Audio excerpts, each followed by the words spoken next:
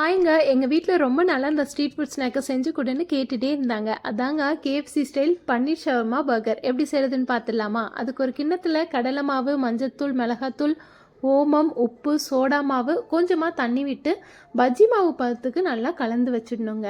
இன்னொரு பவுலில் 2 ஸ்பூன் தயிர், கோஸு, கொடமிளகா, கேரட்டு, மிளகுத்தூள், உப்பு போட்டு கலந்து இதையும் தனியாக வச்சிடணும். அடுத்து இன்னொரு பவுலில் homemade mayonnaise, vinegar, tomato sauce, மிளகுத்தூள், தனி மிளகாத்தூள் இதெல்லாத்தையும் போட்டு கலந்து தனியாக வச்சிடணும். அடுத்து செஞ்சு வச்ச பஜ்ஜி மாவில் பன்னீரை கோட் பண்ணி பொரிச்சு எடுத்துக்கணும். அதே மாவில் பன்னையும் கோட் பண்ணி கார்ன்ஃப்ளேக்ஸில் பரட்டி எடுத்து பொரிச்சு எடுத்துக்கணும். அடுத்து பொரிச்ச பன்னீரை கியூபாக கட் பண்ணி அதில் வெங்காயம், homemade mayonnaise, tomato sauce, chaat masala, chilli sauce, உப்பு போட்டு கலந்து பொரிச்ச பன்னை கட் பண்ணி அதில் ஸ்பைசி மயோனைஸை ஸ்ப்ரெட் பண்ணிவிட்டு வெஜிடபிள் மிக்சர், பன்னீர் மசாலா இது எல்லாத்தையும் உள்ளே வச்சு க்ளோஸ் பண்ணி சாப்பிட்டு பாருங்கள்.